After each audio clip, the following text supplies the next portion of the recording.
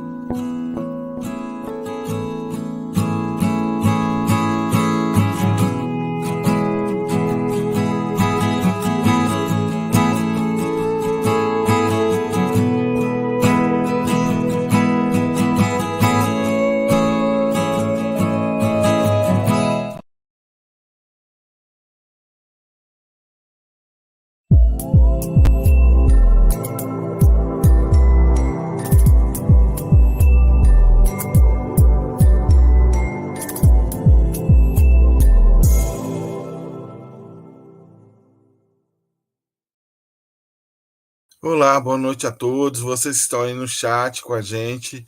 Hoje nós já estamos no segundo dia aqui do nosso Neurocoin, é o Congresso de Neurologia da Unilogos.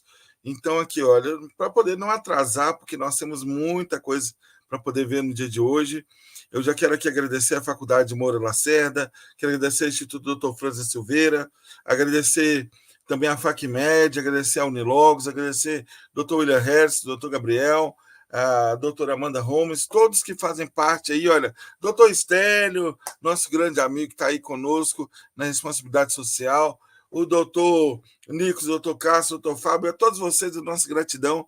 Doutora Michele, que está conosco aí, juntamente nesse grande evento aqui na organização, o doutor Flávio também, que está aí conosco,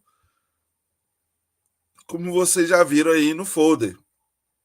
Então, agora, hoje, nós teremos aqui 2 palestrantes. Primeiro será a doutora Thaís, vai falar sobre neuropsiquiatria nutricional no TEA. Já vou entrar aqui falando do currículo dela, só para vocês terem uma ideia, né? Porque o currículo dela, assim, ela é nutricionista, interna de medicina. Para quem não sabe, interna de medicina é que já está no último ano já de medicina.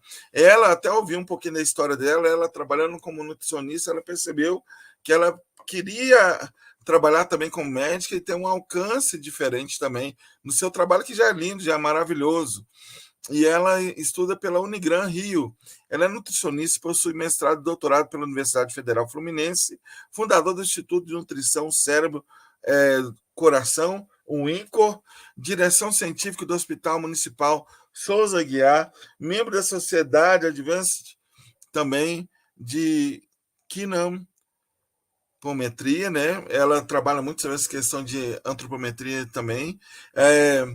Atua como nutricionista na área clínica, ensina e pesquisa na linha de investigação de neuropsiquiatria nutricional e comorbidades cardiovasculares associadas e possui prêmios, capítulos de livros publicados em mais de 440 publicações e artigos científicos. E, para não delongar muito aqui, já vou passar a vinheta e chamar aqui a doutora Thaís para estar falando para nós nessa noite.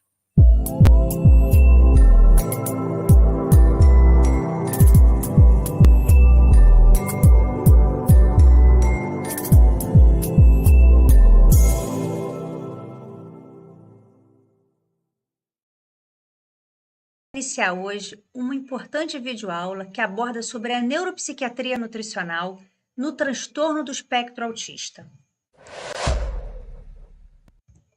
Estudo global de revisão aí sistemática, trazendo o up-to-date, que usou ferramentas padronizadas para aumentar a comparabilidade dos resultados, discute, né, os critérios de revisão, mas também fortalece um grande número de evidências que mostra um aumento significativo e que a prevalência do autismo por 10 mil habitantes do período de 2012 a 2021, com um número extremamente expressivo, né, pontuando aqui de 218 para 436, isso numa proporção de 10 mil habitantes, num corte aí de uma variável aí de aproximadamente 9 a 10 anos. Então, isso fortalece o quanto se precisa melhorar a nossa capacidade diagnóstica e as nossas abordagens e critérios para delinear e conduzir esse diagnóstico.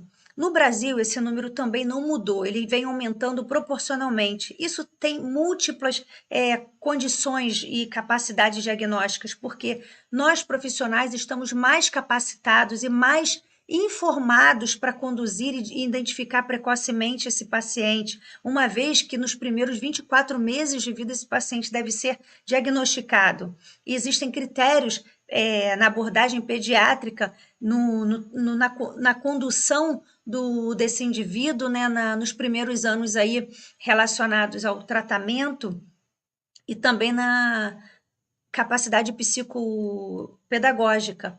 E aí no Brasil esse número já aponta mais de 600 mil crianças e adolescentes com transtorno do espectro autista e quase 2 milhões de pessoas. A gente sabe que esse número ainda está muito subestimado, consequentemente subdiagnosticado, e certamente esses pacientes terão um tratamento aí, um subtratamento, né, até que ele seja proporcionado de fato melhor qualidade de vida e respeito a todas as condições em que eles são acometidos. No mundo, a incidência é de 1 para cada 44 pessoas, segundo a estimativa da Sociedade Brasileira de Psiquiatria, dados de 2022. A gente tem no Brasil uma prevalência bem expressiva no estado do Paraná, e eles mostram, né, um número bem acentuado, e o Estado já se propõe com pesquisas em que vem acontecendo a nível de prefeituras, né, para identificar os fatores de risco, exposição a agrotóxico, capacitação de profissionais desde a área pedagógica até a área da saúde para identificar o quanto antes esses indivíduos, né, que estão expostos a esse transtorno sem um diagnóstico. Eu mesmo estive várias vezes no Paraná para proporcionar treinamento para profissionais e merendeiras, né, porque precisa de uma condução para respeitar todas as características que o indivíduo do transtorno espectro autista é acometido, e muitos desses profissionais acham que acaba sendo uma condição de frescura. Então, conhecer o que esses pacientes apresentam para respeitar a individualidade de cada um. E várias prefeituras vêm trabalhando nesse sentido e com pesquisas paralelas para identificar e levantar um número mais real para essa prevalência. Então, profissionais e tanto de saúde quanto psicopedagogos estão debruçados aí nesse diagnóstico, e a gente espera que isso se propague aí para todos os estados, porque é uma demanda do Ministério da Saúde. E como esses pacientes, né, as hipóteses diagnósticas vêm sendo discutidas para o transtorno espectro autista, para a etiopatogenia dessa condição? Os pesquisadores observaram, né, as estruturas dos neurônios, e eles identificaram que pacientes com autismo apresentam espinhas dendríticas em neurônios piramidais no lobo temporal, com diferença. Esses neurônios, eles são os principais neurônios excitatórios, e eles contribuem para a projeção cortical e cortical subcortical.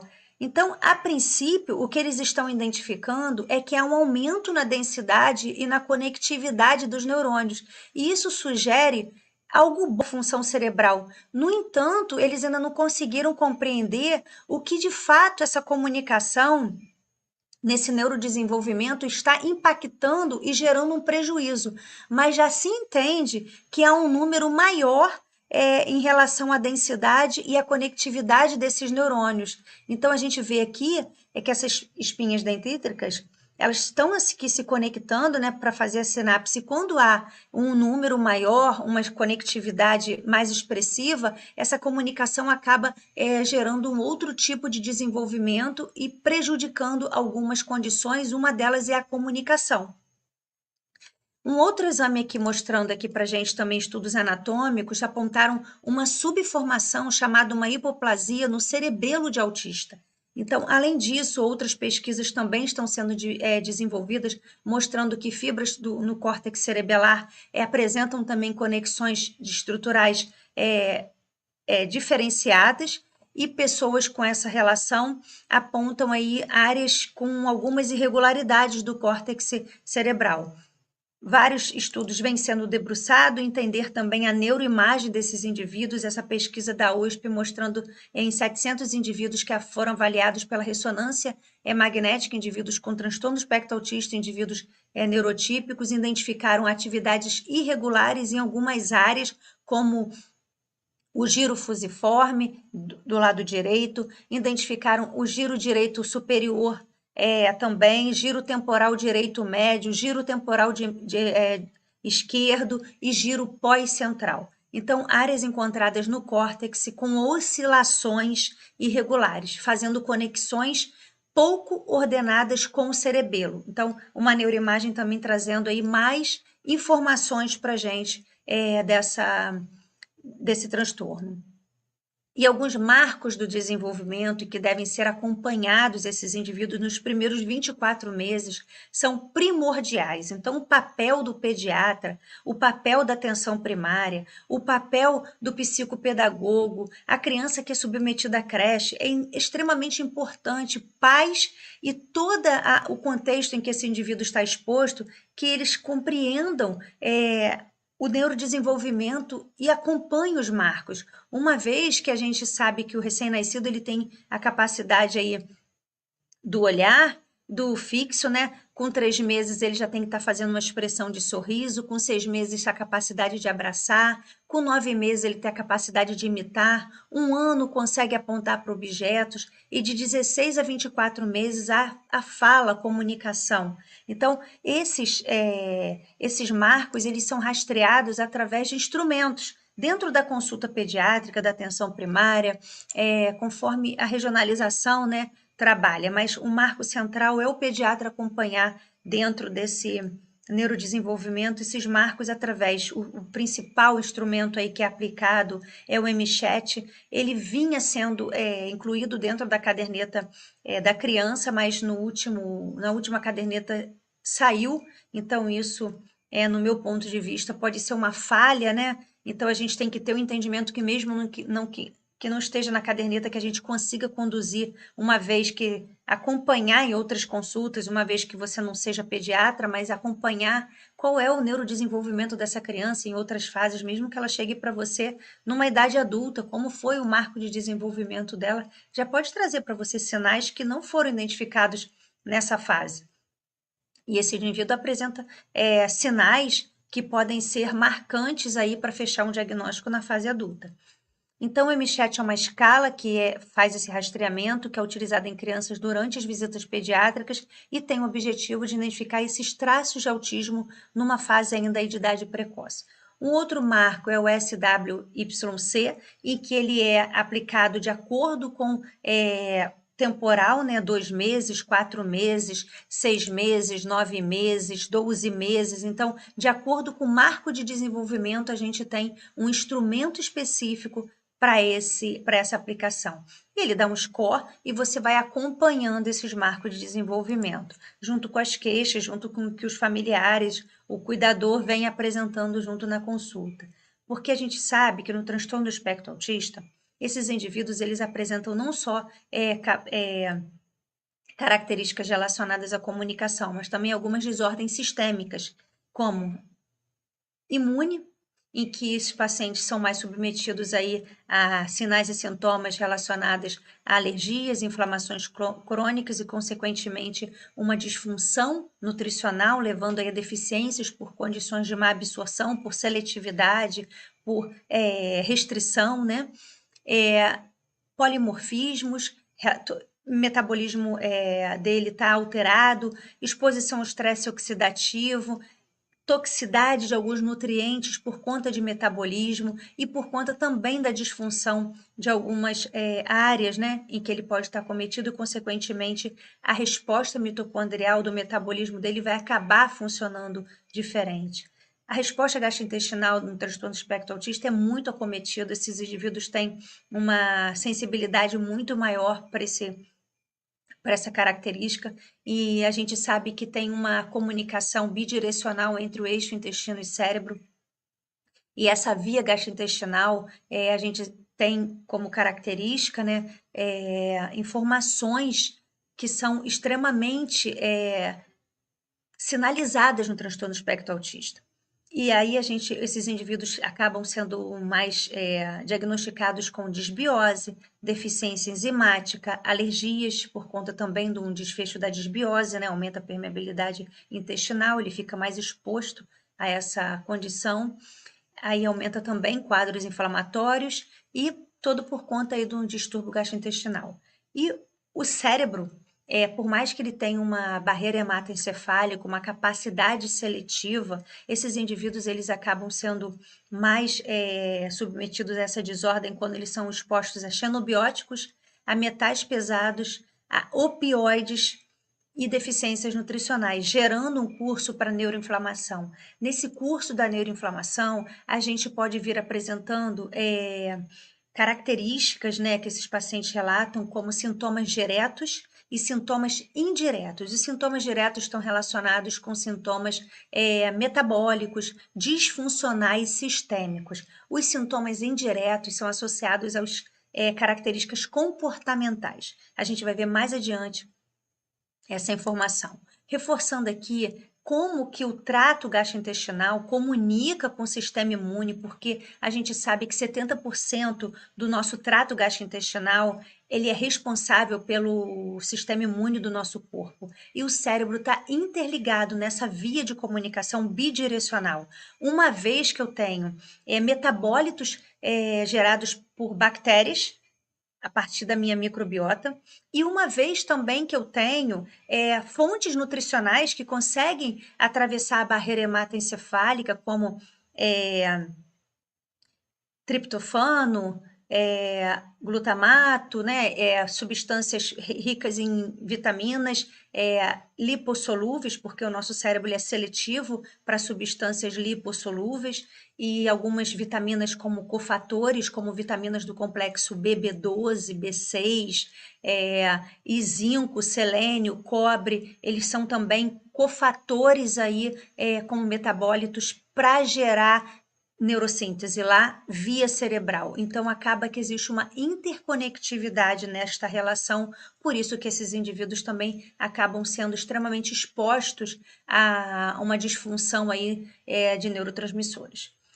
A gente vê aqui que a fase da gestação tem um fator de risco muito importante. Então, uma vez que a família tem um conhecimento prévio desta informação para gerar uma vida e antes ela preparar o seu corpo, o corpo do pai e da mãe ser preparado com correção de deficiências, né, carências, para tratar, rastrear medicamentos, todos que podem interferir numa gestação saudável, isso certamente vai diminuir o risco para transtorno do espectro autista. Então, o que se vem discutindo hoje em relação aos fatores de riscos relacionados ao imprint metabólico é a exposição da gestação com medicamentos relacionados com ácido valproico, inibidores seletivos de recaptação de serotonina, ou seja, 4% das gestantes no Reino Unido usam esses medicamentos e 5 a 10% nos Estados Unidos. A gente tem um alto índice aí de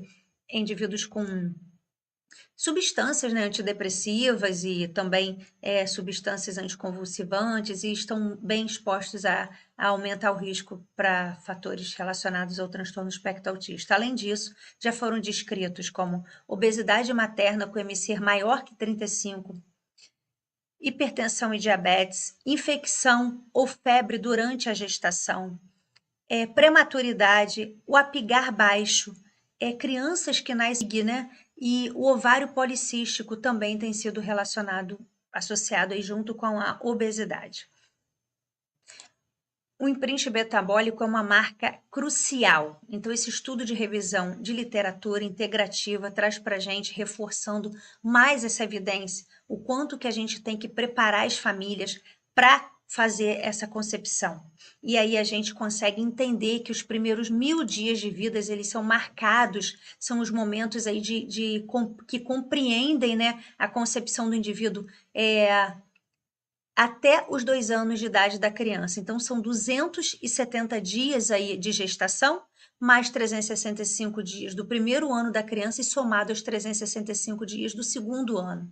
Então, segundo a Unicef, mostra que é um período de muitas oportunidades em que são estabelecidas aí várias bases da saúde, um crescimento, desenvolvimento neurológico com marcos importantes para toda a vida.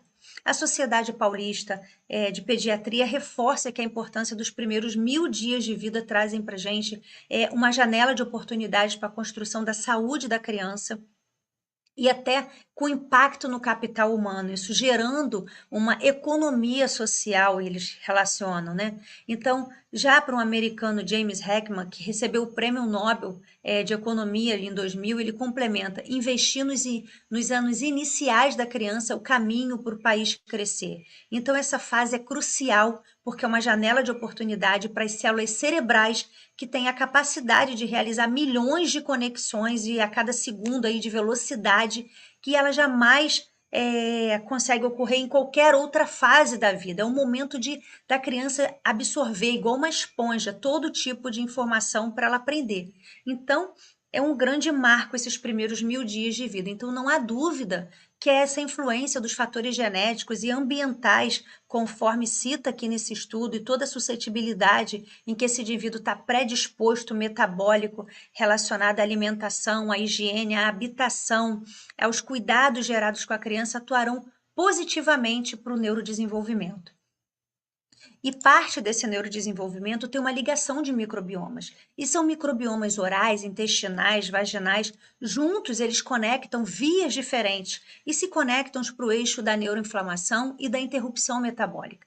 Então, esse artigo traz aqui para gente que o microbioma oral no transtorno do espectro autista 85% se assemelha aí com a fase introdutória aí após os primeiros 6 meses da vida da criança, após o nascimento. É um período em que a criança tem sinais clínicos até que assemelham o rosto dele com a mãe.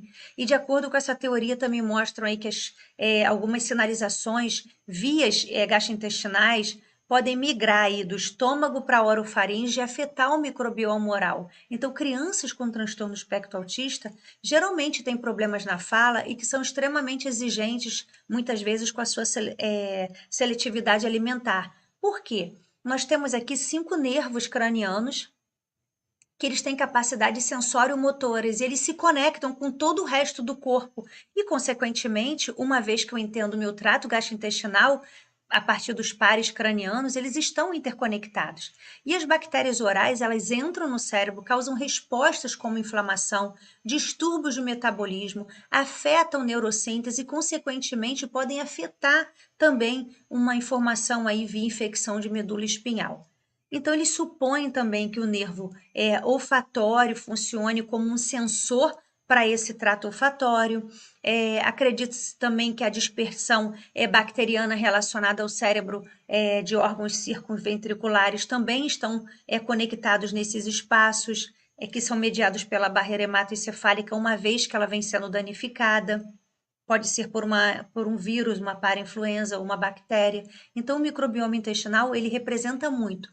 Então, no transtorno do espectro autista, ele é um marco. Compreender a flora intestinal desses indivíduos é um marco. As bactérias, elas representam muitas informações. Uma vez que eu entendo que a flora bacteriana, ao nascimento, ela não é genética, né? O indivíduo, ele não tem uma flora bacteriana genética, ela é herdada. E esse primeiro contato é a partir do parto. Então, como é a saúde dessa mãe no momento do parto?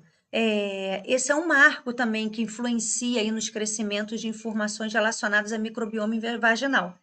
E uma outra informação também que eles trazem nesse estudo é relacionada à Prevotella, que é um biomarcador de saúde, sendo promissor. Ele é mais abundante em indivíduos neurotípicos e ele é quase inexistente em pessoas que têm o transtorno do espectro autista. Então, é um outro gênero aí para se entender, buscar relacionado a essa individualização. Então, compreendendo, né, a importância dessa relação do transtorno espectro autista, microbioma, esse artigo aqui, eu te falo que esse artigo ele é cirúrgico, né, na compreensão dessa relação. Eles mostram como que a micróglia, uma célula nervosa, né, interage com a microbiota e faz essa relação no transtorno do espectro autista. A gente vê aqui, mostrando para vocês, como que ela se apresenta, é uma menor célula do tecido nervoso. A gente vê aqui outros tipos de célula do tecido nervoso, o astrócito, o oligodendrócito. Então, aqui características, a micróglia em amarelo, as setas amarelas, oligodendrócitos em azul e o astrócitos em verde. Só para se mostrar aqui como é essa referência citológica. E mais adiante, a gente vê que essas células, como eu falei para vocês, a micróglia, ela é uma menor célula do tecido nervoso e ela tem uma capacidade de fagocitar substâncias tóxicas no tecido nervoso. Assim como nós temos no tecido intestinal, eu tenho o meu tecido linfóide, que é capaz de fazer 70% da minha atividade imunológica representada aí no corpo. Então, a gente tem as placas de Peyer. Aqui a gente vê uma imagem aqui para mostrar para vocês como que funciona, os antígenos apresentados, o meu folículo linfóide isolado aqui dentro de uma placa de Paia, aqui num corte maior, uma placa de Paia, onde ele acomoda aqui linfócitos B, linfócitos T, células M apresentadoras de antígeno, em que é desviado logo para o tecido linfóide associado ao intestino, o GALT, e que ele faz aí a sua atividade imunológica.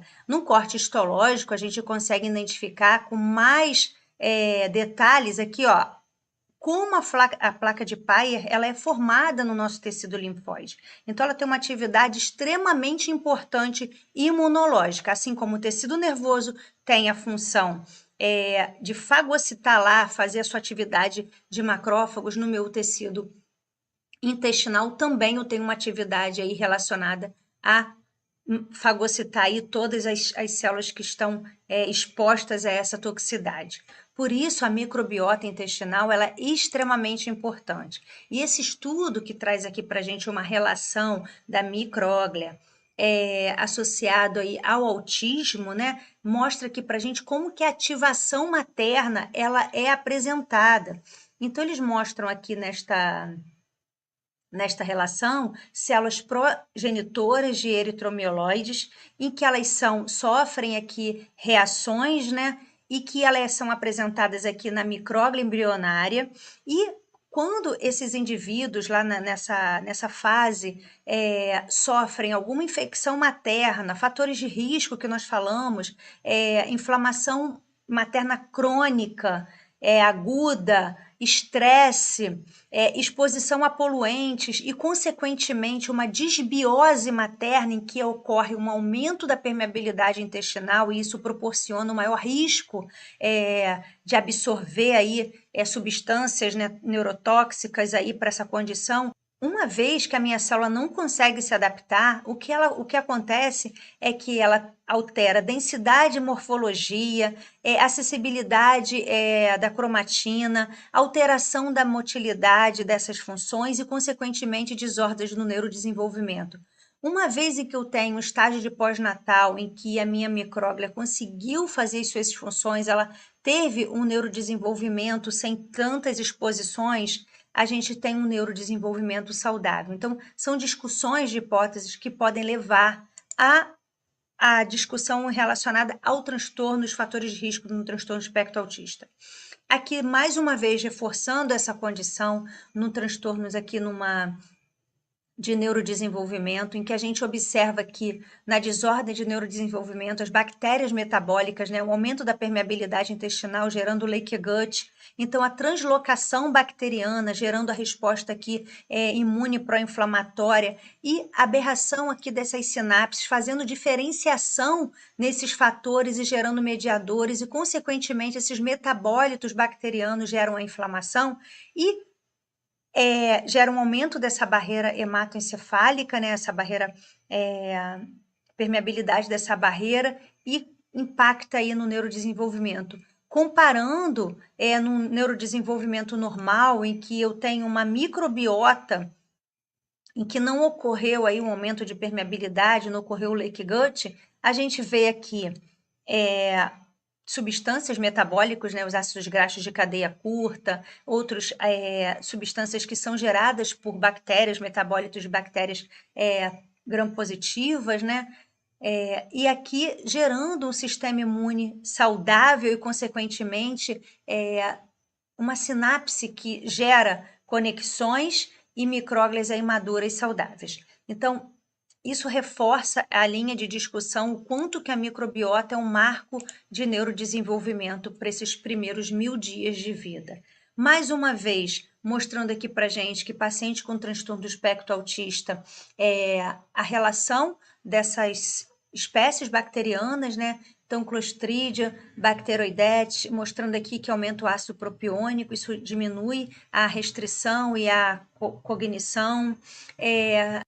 Então, o Pecrisol, ele aumenta a severidade do autismo e aumenta a disfunção também da microbiota. E é um metabólito gerado aí pela Clostridia e Pseudomonas. Já o Clostridia SPP já mostra um aumento da hidroxifenil, hidrox também propiônico, ácido propiônico, gerando aí um aumento do comportamento nos transtornos do espectro autista, e também nos estereótipos.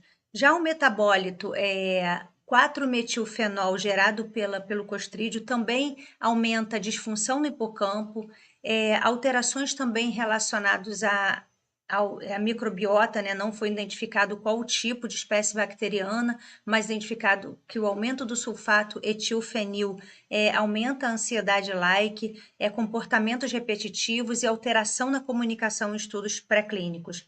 Mais uma informação aqui também trazendo para a gente que Lactobacillus breve e Bifidobacterius dentium também diminuem GABA via nervo vago, aí, um metabólito gerado por essas espécies, e com isso aumenta a ansiedade e depressão, e consequentemente também tem estudo mostrando com o aumento das respostas ao estresse. Então, referência do estudo disponível para você aí desbravar e entender da importância dos metabólitos que essas espécies bacterianas geram. E como eu falei para vocês que o autismo ele está associado com várias comorbidades, mais um artigo aqui falando aqui para vocês quais são as alterações que esses indivíduos apresentam e quais são as espécies bacterianas que estão relacionadas nesse contexto. Então, a gente vê aqui mostrando nesse estudo que indivíduos que têm déficit de atenção, distúrbios do sono, alterações gastrointestinais, ansiedade, epilepsia e outras comorbidades apresentam como sinais clínicos constipação, diarreia e dores abdominais. E isso vem sendo associado com essas anormalidades, com alterações severas do transtorno do espectro autista, que tem como indicação clínica, né, essas espécies de cepas associadas potencializando esses sinais e sintomas, Escherichia, Shigella, Clostridium cluster, Fusobacterium, Cropobacter, Clostridium aldenose e várias outras cepas aí associadas. E a gente vê que tem espécies aí que fazem essa relação, então a modulação intestinal nesses indivíduos é um marco crucial para recuperar a saúde física e também comportamental no transtorno do espectro autista. Aqui, entendendo que a microbiota é um ponto de partida, a gente precisa saber o que acontece, né? A gente já viu que são os principais agressores: ambiente, alimentos, antibióticos e contaminantes. Já a alteração gerando, né, alteração de permeabilidade das paredes e mudança da flora gastrointestinal. E aí a gente vê a consequente disbiose, né? O que é a disbiose? É um estado no qual a microbiota produz efeitos nocivos com mudanças qualitativas, quantitativas, e essas mudanças geram atividade metabólica e destruição de todo o trato gastrointestinal, aumentando a permeabilidade intestinal. Esse aumento da permeabilidade intestinal, eu costumo fazer uma analogia com o café. É igual um filtro de café, onde todas as sujeiras ali desse pó consegue ultrapassar por esse filtro. Então, quanto mais vezes a gente filtrar nesse pó de café, mais exposto esse café vai estar com sujidade. E a mesma coisa funciona dessa relação do leaky gut, leaky brain. Por quê? Porque a gente vê que células transportadoras celular, né, dessas junções intercelulares, essas conexões, elas estão intimamente relacionadas e elas são compostas de epitélios muito similares. E isso impacta tanto no eixo do intestino quanto no eixo do cérebro, porque mesmo que você tenha a barreira hematoencefálica fazendo alguma capacidade seletiva, por algumas falhas e alguns excessos de exposições, a gente vai ter em algum momento, algum curso, uma deficiência nessa via que pode gerar, exacerbar aí alterações comportamentais, deficiências de neurossíntese, e aí cursa da importância da gente ter metabólitos bacterianos que possam gerar uma resposta de neurocerebral saudável. O que acontece nessa microbiota, desse desequilíbrio, muitas vezes é impactado pela nossa alimentação. Então, a disbiose é um desequilíbrio dessa relação, em que a gente consegue equilibrar essa flora com pré-bióticos, probióticos e simbióticos, e diminuindo nessa gangorra os fatores de risco. O que são esses fatores de riscos? Os fatores de risco são alimentos que podem aí mostrar aqui para gente, ó, uma alimentação desequilibrada, como uma alimentação ocidental. A idade, o ciclo de vida impacta muito, né? Quando a gente chega numa idade mais avançada, a gente tem uma flora bacteriana diferenciada pela resposta imunológica do nosso corpo. A exposição ao álcool, a drogas, a fumo, a infecção, a inflamação, aos medicamentos, antibióticos, todos mudam a nossa flora bacteriana. O estresse, a fadiga, gera também aumento de citocinas. Citocinas diminuem aí a apresentação de células que são apresentadoras de antígeno, porque aumenta a permeabilidade intestinal. Então, essas junções intercelulares, como eu mostrei anteriormente para vocês, elas ficam mais abertas, então acaba permeabilizando aqui mais substâncias, e isso gera aí comprometimento. Veja esse estudo aqui, mostrando para a gente como os indivíduos, eles alteram a microbiota intestinal a partir da alimentação, e isso em questões de dias acaba fazendo um sistema de resposta compensatória. Então, o ideal é que a gente tenha uma barreira aqui intestinal composta por um muco que ele seja crescente e ele não seja penetrável, ele seja impenetrável. E uma vez que eu tenho um indivíduo exposto a uma dieta ocidental com gorduras saturadas, aditivos, corantes, substâncias que são tóxicas, a gente vai ter uma alteração dessa microbiota, porque as bactérias que vão metabolizar esses nutrientes são diferentes de bactérias que acabam metabolizando os nutrientes que são mais ricos em probióticos e em pré-bióticos.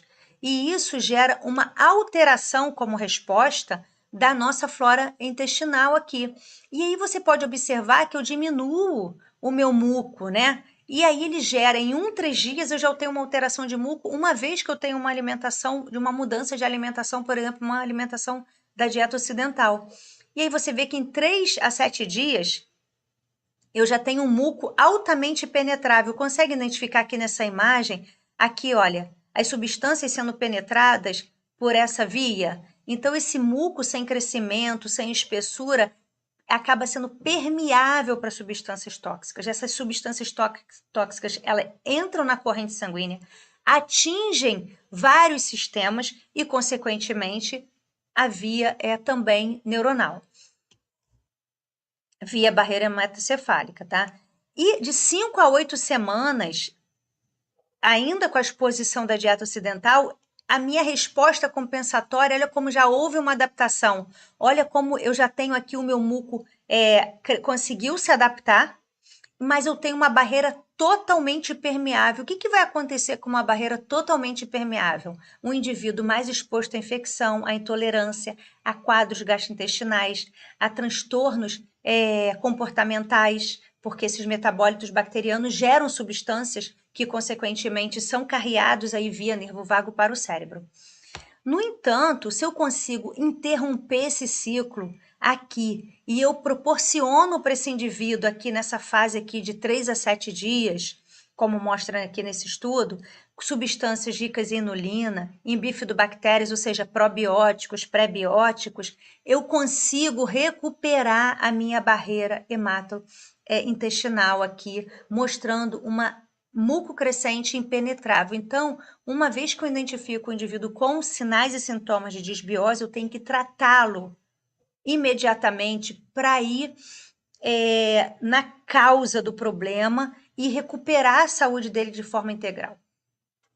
Então, a gente já entendeu que no transtorno espectro autista, uma das nossas condutas nutricionais é extremamente importante a nutrição e recuperar a barreira intestinal, porque os fatores envolvidos com leaky gut, eles são extremamente marcantes. Eles trazem para a gente características, porque uma vez que eu mudo, né, essa estrutura, eu vou ter carências nutricionais, como folato, zinco, vitamina B12, vitamina A, L-glutamina. Eu vou ter mais aí deficiências de enzimas, mais sensibilidade ao glúten. Então, são todos fatores que envolvem o transtorno aí relacionado ao leaky gut. A exposição de drogas laxantes, corticoides, anticoncepcionais, antibióticos, geram também uma alta espécie de reativas de oxigênio, gerando mais estresse oxidativo.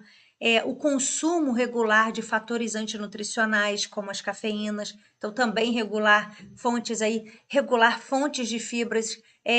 Indivíduos que estão expostos ao leaky gut devem fazer uma regulação também para monitorização da sensibilidade ao glúten, para diminuir a permeabilidade intestinal. Porque uma vez que eu apresento a disbiose, eu aumento a hipermeabilidade, né, que é uma das definições dessa condição, essa perda de sistema de defesa da mucosa do trato gastrointestinal, levando aí toda essa alteração de mecanismo de transporte, consequentemente essa destruição da mucosa, resumindo aquela imagem.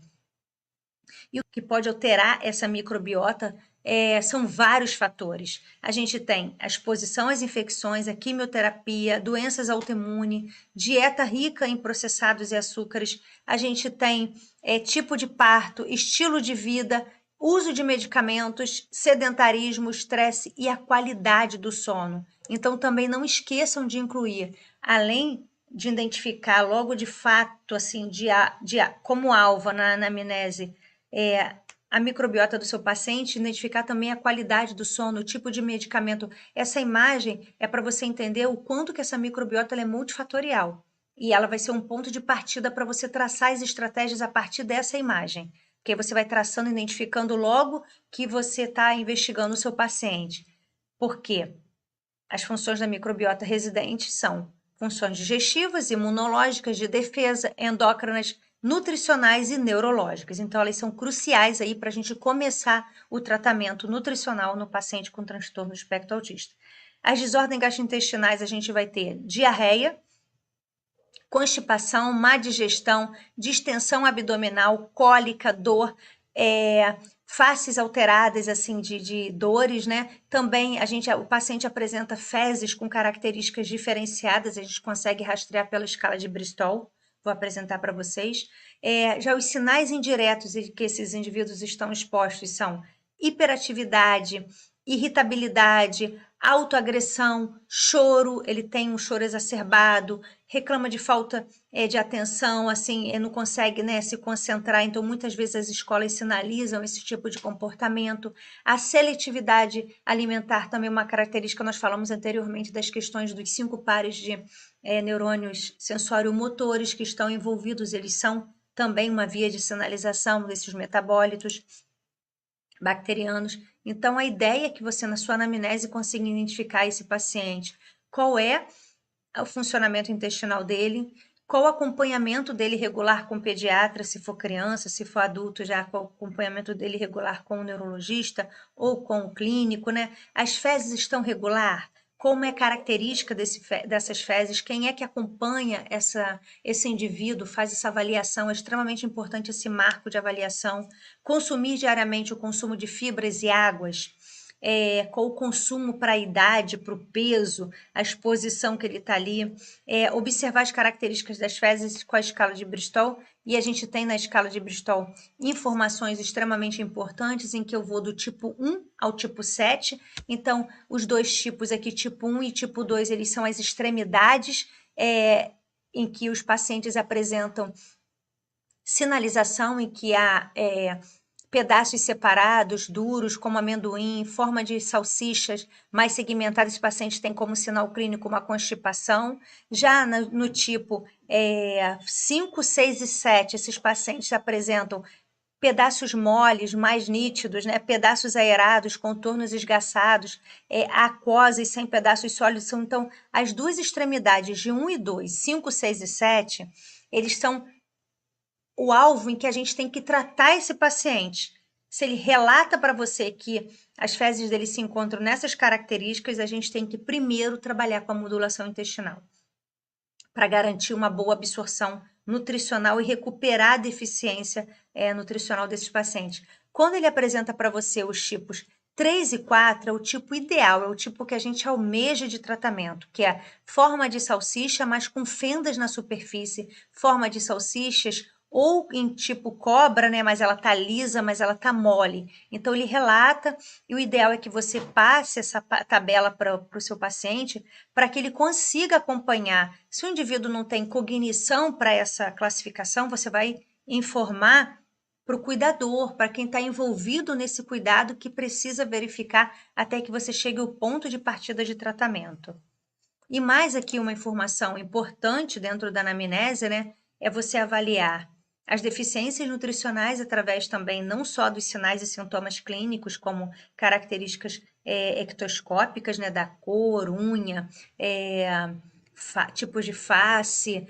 Você vai identificar queda de cabelo, toda uma anamnese que é envolvida, exames laboratoriais, microbiota intestinal, o ponto de partida, que como nós falamos, quais são os sinais relacionados às alterações gastrointestinais, sensibilidades sensoriais, se ele apresenta seletividade, sensibilidade a algum tipo de textura, substâncias, né? Se apresenta algum tipo de alergia, grau de intoxicação, alterações metabólicas, preferências alimentares num padrão restritivo, rotinas, hábitos alimentares em casa, hora de dormir, ambiente familiar, o escolar, são todas estruturas que devem compor numa anamnese nutricional do indivíduo com autismo. A investigação da avaliação nutricional deve compor desde a história da gestação, gerando aí a sua informação importante dos marcos de neurodesenvolvimento, avaliar no cartão da criança, mesmo que ele não seja criança, resgatar essa informação em relação da avaliação antropométrica, avaliação também em relação ao padrão alimentar desse indivíduo, e os exames laboratoriais focando principalmente B12, B6, DA, folato, minerais, o hemograma, ferritina, TSH, T3, T4, lipidograma, hepatograma, glicemia e insulina. Hemograma completo é redundante, embora esteja aqui no slide, considere, por favor, só a palavra hemograma, tá? Então, aqui a gente vê informações que garantem aqui para a gente maior assertividade para a avaliação nutricional. A toxicidade, a gente deve investigar um histórico pregresso e atual, a partir da gestação, uso de pesticidas, produtos de higiene. Hoje a gente tem os disruptores endócrinos, né, os xenobióticos, que estão envolvidos aí em muitas substâncias e produtos industrializados. Então, a gente deve resgatar as informações dessas embalagens que essa criança, esse adulto com autismo come, para poder ver o grau de toxicidade, tipo de panela, tudo isso está envolvido com a toxicidade que está exposto a esse indivíduo. Exames relacionados à função hepática, mineralograma, avaliação também de compostos tóxicos na urina são importantes para a gente começar a rastrear indivíduos com autismo. O metabolismo a gente vai seguir sempre focando no padrão painel tiroidiano, hepático, hematopoético, amônia, lactato, focando também em parâmetros relacionados, uma vez que você tem acesso aos testes genéticos, com polimorfismos, né? Erros inatos de metabolismo, e aí você vai rastreando e vai apresentando. Por quê? Porque a gente consegue identificar quais são os gatilhos inflamatórios que esse indivíduo está exposto para conduzir melhor a dieta. Existe hoje uma dieta, um teste, na verdade, nutrigenético, em que ele mostra para a gente a predição desse indivíduo a algumas sensibilidades, né? E aí, muitas vezes ele informa a sensibilidade ao glúten, a algumas substâncias que ele não vai conseguir metabolizar, e já nesse teste ele já dá uma informação para a gente que garante mais assertividade com esse paciente, porque eu consigo identificar logo o problema a partir desse teste, então uma análise preditiva, personalizada, e o paciente perde menos tempo e ganha em qualidade de vida, né? Porque você consegue diminuir logo os sintomas dele, porque uma vez que você vai testando vários tipos de dieta para identificar qual que melhor ele se adapta, né? E aí você vai tendo que ter todo um tato familiar, porque muitas vezes esse processo de adesão, de estrutura nesses indivíduos não é uma característica muito fácil. Então é importante que vocês tenham também essa sensibilidade em lidar com esse modelo prescritivo dietético, tá? Então,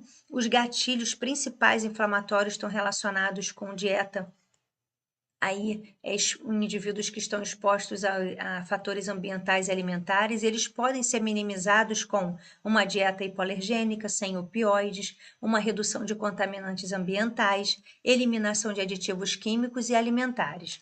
Isso conduz aqui para a gente características em que a gente consegue traduzir uma nutrição direcionada, para onde você vai começar, qual a carga tóxica que ele tem no organismo, vamos equilibrar a flora, melhorar a digestão desse indivíduo, reduzir a inflamação intestinal, consequentemente via nervo vago cerebral. E eu começo a traçar aí a minha conduta no tratamento, que deve ser sempre com foco multidisciplinar. O tratamento melhor e mais assertivo para esse paciente é conduzir uma equipe para ele, e principalmente se essa equipe ela se comunica, porque quem vai ganhar vai ser o paciente. Então, atividades como musicoterapia, pedagogia com a psicopedagoga, terapeuta ocupacional, profissionais como psicólogo, nutricionistas, fisioterapeuta, é um mundo assim que nem sempre é real, mas a gente tem que apresentar o que é o ideal, né? Porque isso vai da capacidade de investimento, né? Um médico neurologista, um pediatra, um gastropediatra, um alergista, todos para compor aí de acordo com a necessidade que esse indivíduo vai apresentar, porque quanto melhor a nossa capacidade diagnóstica, melhor vai ser o nosso encaminhamento e, consequentemente, melhor vai ser o tratamento e a qualidade de vida desse indivíduo. Focando na nutrição, na neuropsiquiatria nutricional, a gente vai olhar para esse paciente de forma bem pontual. A gente vai enxergar uma alimentação balanceada, nutrientes adequados. Como que está essa absorção? Ela está íntegra? Como que está essa microbiota? Não, a alimentação dele não está balanceada, já tem carências aí. O padrão alimentar dele com uma deficiência nutricional, consequentemente, como que está a escala de Bristol dele? Existem outros exames, a cropologia funcional, por exemplo, um teste de microbioma que pode ser feito, mas uma escala de Bristol já resolve para você na clínica, já resolve, já te dá aí um parâmetro como você começa esse trabalho com esse indivíduo. E aí você vai rastreando a anamnese, nutrientes e vai traçando aí os caminhos. Então, focando inicialmente na microbiota, você já vai pensar aí qual o consumo que ele tem de água, como que é a atuação de fibras dele solúveis e insolúveis, para começar aí a trabalhar. Atenção à quantidade de glúten também que ele consome, a gente tem aí uma relação de substâncias aí da gliadina, da substância também da zolulina, que é um metabólito que ainda gerado aí a partir do glúten, né? E existem muitos modelos de dietas para trabalhar no transtorno espectro autista, mas a gente precisa saber qual é o melhor para o seu paciente, qual vai ser a melhor adesão, qual a característica que ele apresenta, qual a clínica que ele apresenta.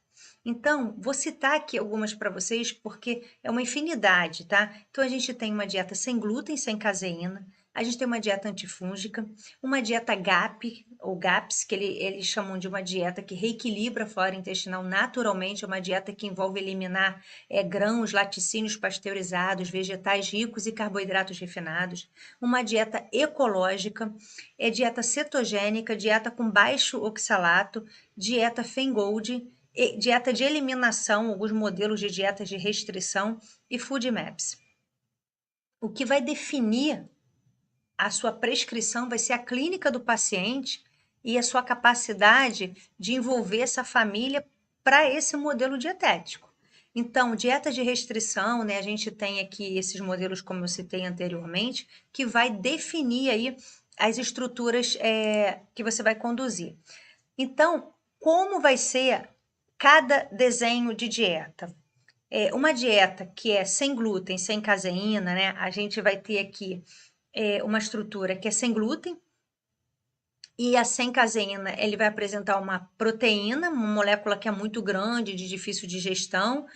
O leite materno também tem caseína, mas a proporção dele é diferente, a composição química é mais fácil de digestão, então acaba sendo diferente essa composição, tá? Então não precisa ficar preocupado em relação ao leite materno para essa intervenção. Então, como que você vai conduzir o paciente? Ele vai substituir o leite por leites vegetais, castanhas, leite de amaranto, inhame, vai ensinar o seu paciente, a família, o cuidador a fazer esse tipo de leite. Fórmulas que forem industrializadas devem ser hidrolisadas ou de aminoácidos, queijos vegetais veganos, iogurtes vegetais veganos e também manteigas vegetais. Para substituir o glúten, você vai trabalhar com alimentos sem glúten, então hoje é uma lei que no Brasil que tem que ter a informação que não tem glúten, aquele alimento, então orientar os tipos de rótulos, a fazer a leitura dessa informação. Então existe uma dieta que é de sensibilidade ao glúten, né? E um indivíduo que é realmente celíaco, então é uma condição de sensibilidade para a gente substituir o glúten. Vai consumir aqui os cereais como quinoa, amaranto, milho orgânico, a aveia sem glúten, né? Tubérculos relacionados à mandioca, batata, inhame, aipim, oleaginosas, farinhas sem glúten. Então, orientar sempre na informação de rotulagem para não ter traços aí de glúten em algumas dessas estruturas aí que foram processadas. A sensibilidade não celíaca ao glúten também é um modelo, né, que ocorre assim, principalmente nesses indivíduos, porque é quando uma pessoa ela apresenta sintomas semelhantes à da doença celíaca, mas de fato ela não tem o diagnóstico da doença celíaca. Então, a sensibilidade não celíaca ao glúten, ela acontece como? Com uma reação alérgica. O paciente ele apresenta uma alergia ao trigo, e não é uma reação autoimune como na doença celíaca. Então, acaba sendo uma reação menos severa à ingestão do glúten, mas ele apresenta sintomas gastrointestinais como uma dor abdominal, distensão, diarreia. E no momento que você faz uma dieta de eliminação ou de restrição, que ela tenha um período aí de 15 dias dessas substâncias, ele vai relatar para você que melhorou os sinais e sintomas, tanto gastrointestinais como indiretos, como comportamental, como atenção, como sintomas aí relacionados a dores musculares, fadiga, cefaleia. Então, esteja atento a esse tipo de informação, não somente aos sintomas físicos, tá? Diretos. Então, os sintomas descritos surgem poucas horas, esses pacientes, ou após a ingestão do glúten. E logo depois que você faz a exclusão ou a restrição, a gente vê os sintomas voltarem. Então, para você testar, como que você vai fazer? Você vai excluir o glúten e vai ver se esses sintomas diretos, físicos e indiretos melhoraram. E vai pontuar lá quais foram os sinais e sintomas. Depois você vai reintroduzir, ou seja, vai ser um teste de tolerância e vai ver quais foram as manifestações que ele voltou a apresentar e você vai definir a conduta de fato para ele, porque mesmo que ele não tenha doença celíaca, ele é sensível aí ao glúten. O que tem no glúten que pode fazer essa complicação nesses indivíduos? O glúten, ele é formado pela glutenina e a gliadina, sendo que a gliadina ela é responsável pela secreção da zonulina. E o que essa zonulina faz? Ela percebe que o glúten é um perigo. E aí ela ativa um mecanismo de defesa inato lá no trato gastrointestinal. Lembra da célula lá da placa de Peyer, né? As células apresentadoras lá de antígenos, de ter o sistema GALT lá informando. E aí, esse mecanismo de defesa inato, ele leva às alterações da permeabilidade intestinal, ou seja, aumenta a junção intercelular, estimula a produção de anticorpo, porque eu tenho uma apresentação de antígeno nessa ocasião, e aí ele começa a irritar as paredes intestinais, aumenta a minha permeabilidade intestinal, o que consequentemente vai acontecer? Aumenta as substâncias tóxicas nessa junção intercelular, vou ter manifestação gastrointestinal, diarreia, azia, má digestão e também doenças inflamatórias aí nesse curso. Então, em pessoas que estão mais suscetíveis a esse comprometimento, vai exacerbar com o consumo de glúten.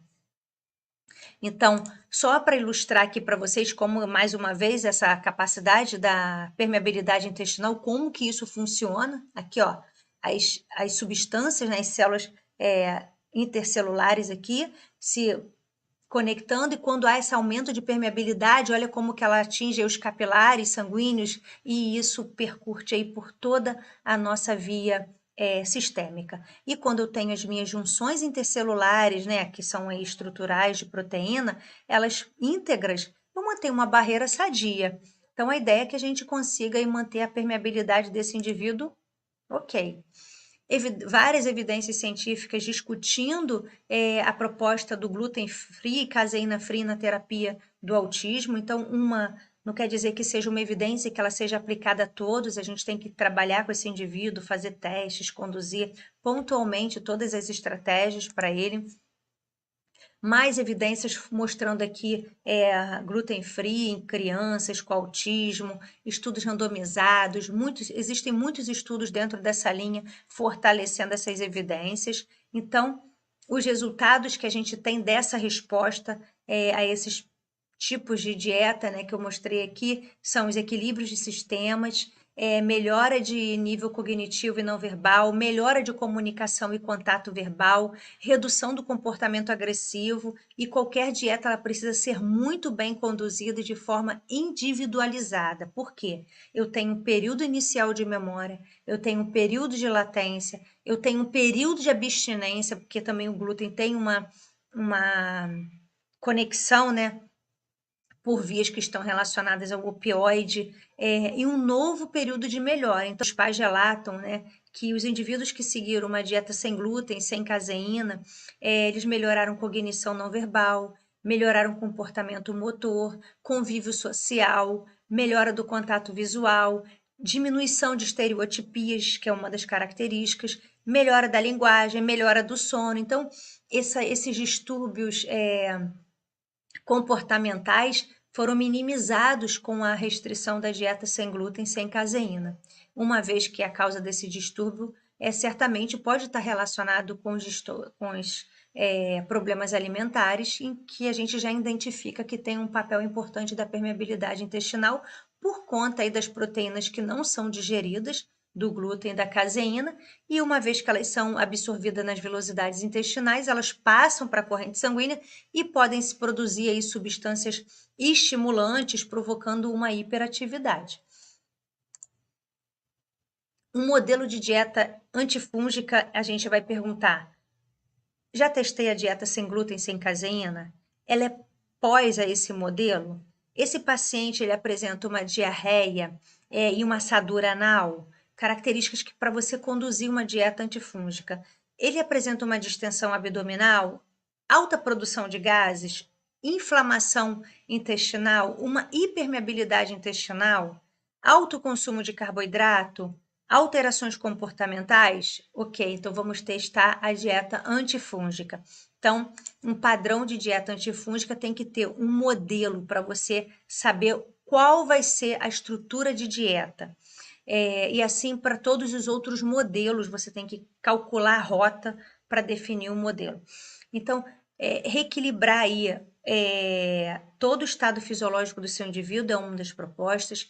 Restaurar a estrutura dele via metabólica, bioquímica, equilíbrio dos sistemas, né? E otimizar o funcionamento celular mitocondrial, e isso, consequentemente, vai diminuir tanto os sintomas diretos, físicos, e indiretos, que são os somáticos, comportamentais. A intervenção nutricional a gente tem que saber aplicar, focado nessas 4 pontuações de desequilíbrio, identificar as carências, a disfunção imunológica que ele está exposto, quais alterações intestinais, diagnósticos gastrointestinais que ele já possui e qual o grau dele de intoxicação, se ele tem metais pesados, e vai rastreando. Um ponto extremamente importante que você deve botar na sua pauta para essa conduta: excluir aditivos químicos alimentares, glutamato monossódico, gorduras trans, corantes artificiais, aromas, flavorizantes, adoçantes artificiais, xaropes de glicose, açúcar, muitas vezes está embutido dentro de um medicamento do paciente. Então, sempre que for possível manipular fórmulas vegetais sem corantes e açúcares, tentar saborizar aí com substâncias naturais. Conservantes e emulsificantes também devem excluir, para a gente melhorar aí essa rota aí da absorção e garantir uma microbiota saudável. isco de panela, qual plástico, Tetra Pak, panela, latas de alumínio, tudo deve ser rastreado, analisar sempre também a qualidade da água que ele bebe, que ele toma banho, e oferecer para ele opções que são menos tóxicas, como panelas de cerâmica, de vidro, de ferro, embalagens de vidro e também filtros para torneira. Então, vamos colocar essa conduta na prescrição também para a gente minimizar aí as vias de contaminantes ambientais. Alimentos também que devem ser orientados no cardápio do seu paciente. Cardápios que são feitos com peixes. Exclui peixes de cativeiro, contaminantes ou por contaminantes com mercúrio. Então, os principais são cação, atum, peixe-espada, tucunaré, aruana e pescada. Carnes e ovos convencionais que sejam ou de cativeiro, né, granja. Aditivos químicos, pesticidas, herbicidas, fungicidas e os organicamente modificados. As opções indicadas que a gente vai propor são os alimentos orgânicos, acaba ficando um pouco mais caro, então orienta na feirinha quais são propostas do bairro. Hoje em dia tem muitos grupos, né, até na internet, de Facebook, que tem feiras de orgânicos de bairro, para você poder orientar essas famílias, né, porque é muita mudança para conseguir melhorar a qualidade de vida desses indivíduos com a proposta alimentar e nutricional. E os peixes pequenos, como sardinha, arenque, truta, merluza, tainha, a gente vai estar proporcionando esse tipo de prescrição. Quais foram os resultados comportamentais? Benéficos tanto para sintomas diretos e indiretos, eles apresentaram maior contato visual com a proposta da neuronutrição, com a melhora de comportamento, diminuição de agitação, agressão, birras. É incrível, né, gente, como que o indivíduo que você consegue trabalhar de uma forma integral e você consegue propor para a família orientações e que a família tem acesso a essas condições, você realmente vê como que a alimentação é a nossa base, a nossa bioquímica natural, né? Então, esse paciente, a nutrição é a base para o tratamento dele. E até a melhora da seletividade alimentar ele tem como resposta, inclusive para os indivíduos que têm mais sensibilidade sensorial.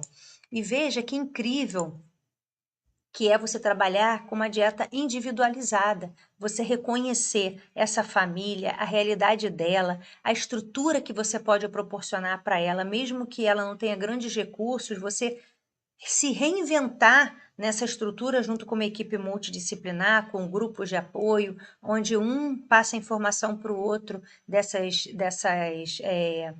acessos, né, para baratear aí muitas vezes essa alimentação. E até pelo grau de dificuldade que esses pacientes apresentam.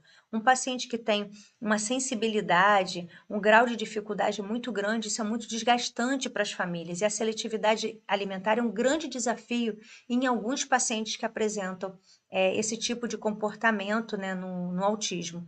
E o que ela representa, né? É um comportamento característico, né, em pessoas que têm o diagnóstico, mas muitas pessoas também são identificadas com seletividade alimentar e não têm transtorno do espectro autista. Então é importante que a gente reconheça também essa diferença, porque ela surge como? No meio de uma recusa e preferência de determinados alimentos com base em quê? Em cores, em aspectos que são sensoriais, né, dos nossos sentidos, como cores, texturas, cheiros, sabores, temperaturas e a apresentação das refeições. Eles são tão seletivos que muitas vezes nem a cor do prato você pode mudar, nem a ordem em que você posiciona essa refeição. Então, a nossa capacidade de integrar e respeitar esse indivíduo é muito forte. Como eu falei anteriormente, eu fui dar treinamento no estado e que tinha que explicar para a merendeira que o iogurte não podia ser de outro sabor que não aquele que o paciente, mesmo que não fosse o cardápio da merenda de todas as crianças, mas ele tem a seletividade dele e a característica dele sensorial é diferente, então tem que respeitar que não é frescura daquela criança não querer, por exemplo, um iogurte que seja de pêssego, tem que ser do sabor que ele está acostumado, com a imagem que ele está acostumado. Esse estudo de intervenção nutricional individualizada com a criança podia ser individual ou até com 3 crianças, através de terapia nutricional, foram criadas medidas, né, para trabalhar próprias, né, com métodos próprios, com análise de comportamento de forma individual, aplicados também por terapeutas, e já na intervenção coletiva foram feitos através da educação nutricional, com métodos também que não foram tão delimitados, mas que foi feita uma análise de comportamento também de forma coletiva e foi aplicados por nutricionistas em equipe multidisciplinares. E eles conseguiram identificar, com essas intervenções, a partir do treinamento com um indivíduo individualizado ou até com 3 crianças, um treinamento de habilidades relacionadas a paladar, escalas de níveis de hierárquicos de aceitação, técnica comportamental para reforçar esses alimentos e prêmios como atividades de objetos. Olha que legal, fazendo jogos, recriando, fazendo aquela de maneira lúdica, né? Um momento que pode ser de maior estresse para esse indivíduo. Aplicação de espelhamento, de modelagem, de comportamento diferencial, reforçando sempre as ações positivas para valorizar todos esses momentos. Interagiu com o alimento na forma de tocar, de lamber, de cheirar, de comer. Tem crianças que são tão seletivas que até tocar para ela é a capacidade dela sensorial. Então, a cada avanço em sensorial em uma etapa deve ser reforçado em todos os momentos. Diminuição também de comportamentos relacionados à disrupção, a comportamentos problemáticos, aumento na quantidade de alimentos novos, ou seja, você oferecer, tem um artigo que fala do lei da correspondência, né? Você oferece que a criança está acostumada todo dia e todos os dias você bota um prato diferente na mesa e mesmo que ela não queira, mas ela está visualizando, ela pode ter o interesse, de repente, de querer tocar algum determinado alimento. Então, deixa sempre uma opção que é dela de escolha e alguma que você tem como correspondência para estimular essa característica e ver o quanto que ela pode avançar nesses estímulos visuais, de tato, de olfato. Então, é sempre buscar essas características. Então, um aumento nessa quantidade de alimentos novos aceitos pela criança e diminuição também dessa seletividade foi representada aqui nesse modelo de intervenção nutricional individualizada. E quando foi de resposta, né, avaliado a intervenção nutricional coletiva, eles identificaram uma metodologia de pesquisa, mostrando uma oficina dietética, culinária em grupo, né, com análise sensorial de crianças, fazendo várias preparações junto com a família, junto com os colegas. Esse contato com a comida de forma compartilhada mostrou uma relação bem mais afetiva com a comida, uma interação em cheirar e brincar o alimento diminuiu também, porque ele teve mais exposição e a recusa dele por tocar foi melhor.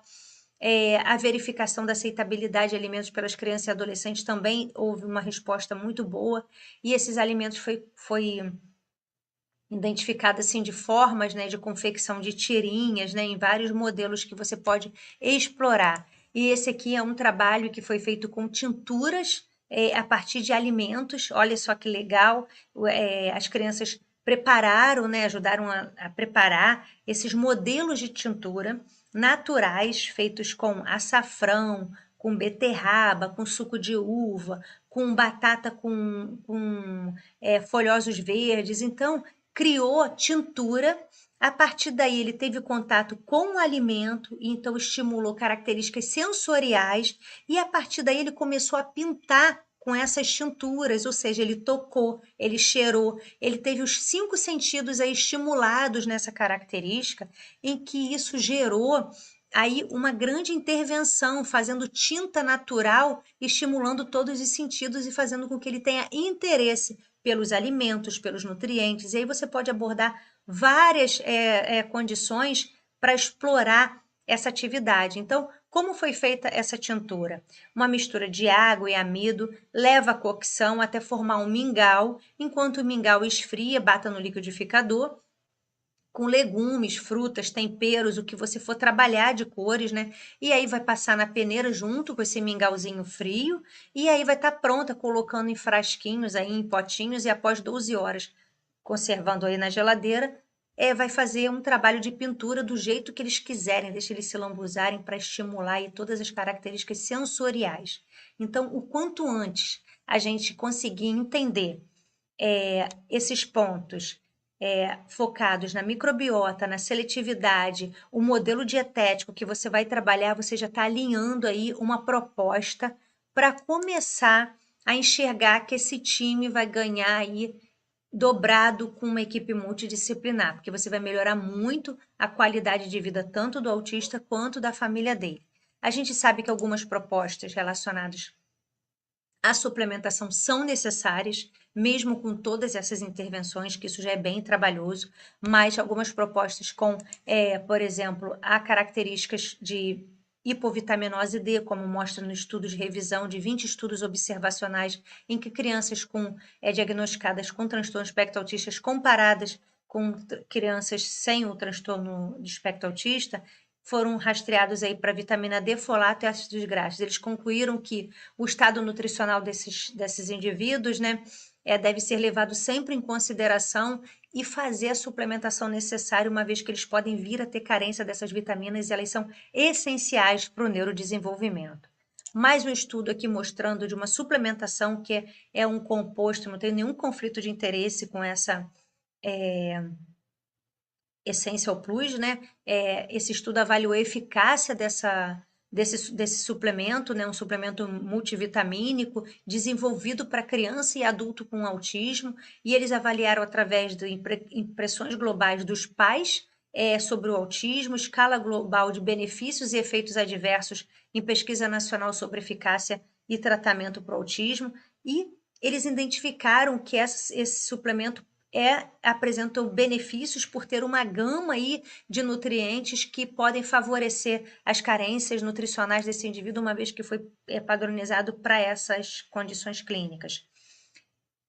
Mostrando uma evidência importante aqui dos benefícios aí da suplementação para essa relação quando falamos de probióticos. Então, os probióticos são os nossos aliados nessa via de prescrição. Muitos probióticos favorecem essa condição, porque a gente vai melhorar o eixo intestino-cérebro por via nervo vago, seja por resposta aferente ou eferente, tá? Então, é bidirecional, a gente aumenta a produção dos ácidos graxos de cadeia curta e esses metabólitos, consequentemente, vai gerar metabólitos bacterianos, né?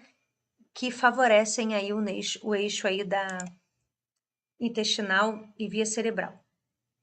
Um estudo mostrando aqui para gente a importância, um editorial, na verdade, né, de novas descobertas focadas na metabopsiquiatria, focando aí nos distúrbios alimentares e a patogênese relacionada às biologias relacionadas ao cérebro. Então, é um distúrbio alimentar restritivo evitativo, que é muito comum, né, num paciente que pode vir a ter o transtorno do autismo, e não só a seletividade, mas também o TARI, né? Pode ser um transtorno alimentar que ele vem apresentando concomitante. Compostos bioativos que estão presentes nos principais alimentos investigados no transtorno espectro autista, mostrando aí como que ele pode melhorar as informações via amígdala, hipocampo e córtex cerebral. Então, a gente tem o resveratrol, tem a curcumina, a gente tem a quercetina, tem prebióticos aí compostos na banana também, e epigalactonina, e a gente tem muitos benefícios aí que enriquecem aí esse eixo microbiota intestinal e também melhora os metabólitos a partir dessa bifidobactéria, lactobacillus, e lactobacillus coccus, tá?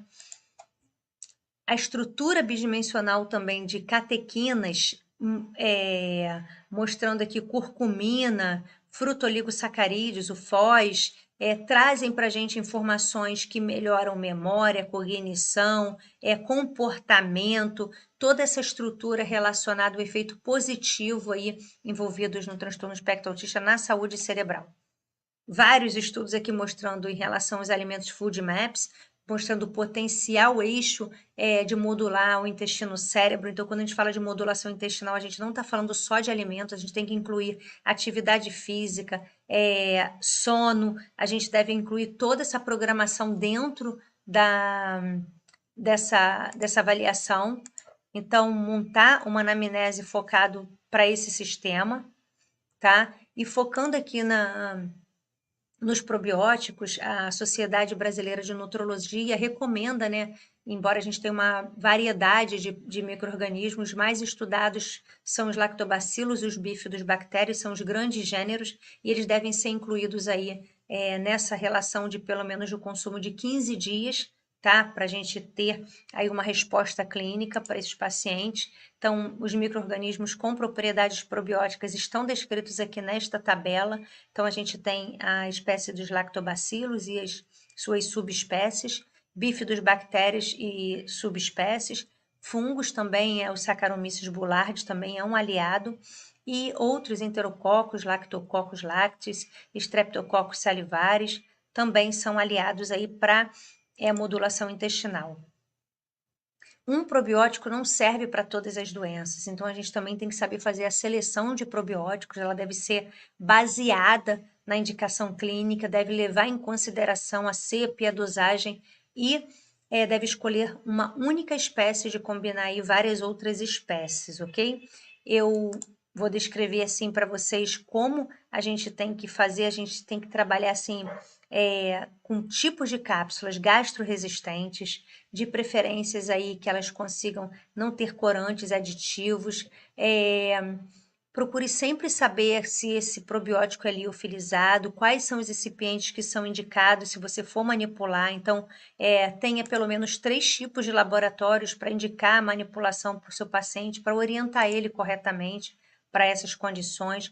Quando a gente deve consumir? Tem literatura que fala para consumir 30 minutos antes das grandes refeições, almoço e jantar.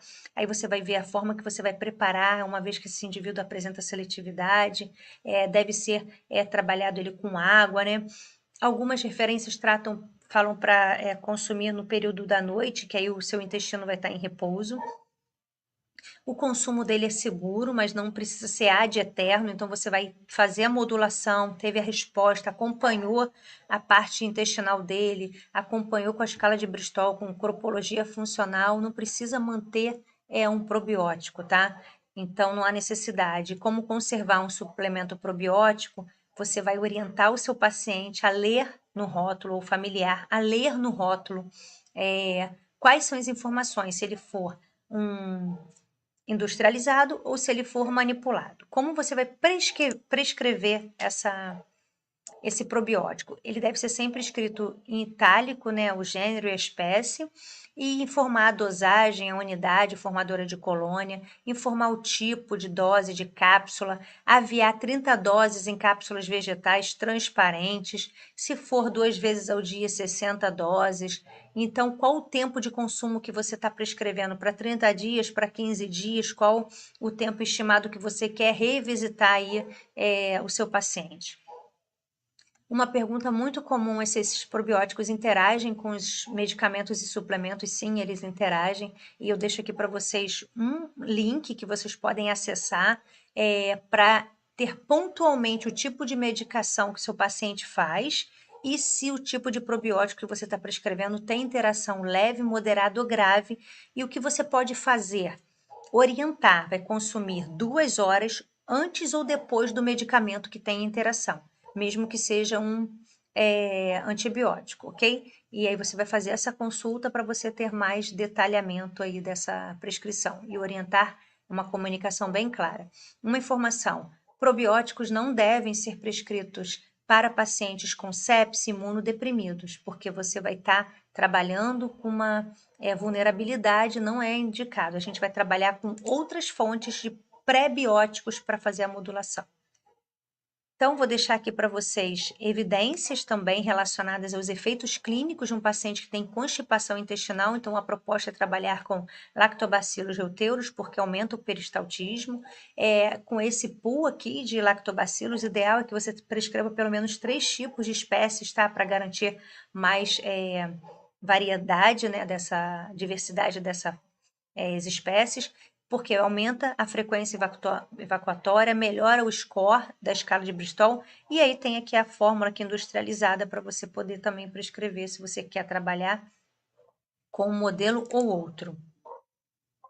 Efeitos clínicos aí na síndrome também do intestino irritável, A gente sabe que é uma característica muito comum, né? A síndrome do intestino irritável em indivíduos que têm transtorno do espectro autista e outros transtornos psiquiátricos, depressão, ansiedade, é bem comum.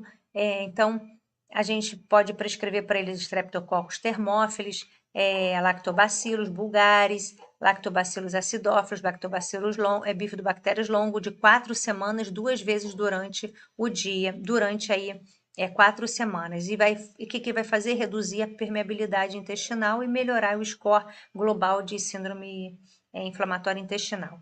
Um bifidobacterias infantis também pode estar sendo prescrito por 4 semanas, 100 milhões aí melhora também os sintomas gastrointestinais. Nós temos aí, só para trazer um modelo de prescrição para vocês ficarem aí com essa lâmina, né, para estar trabalhando, ó.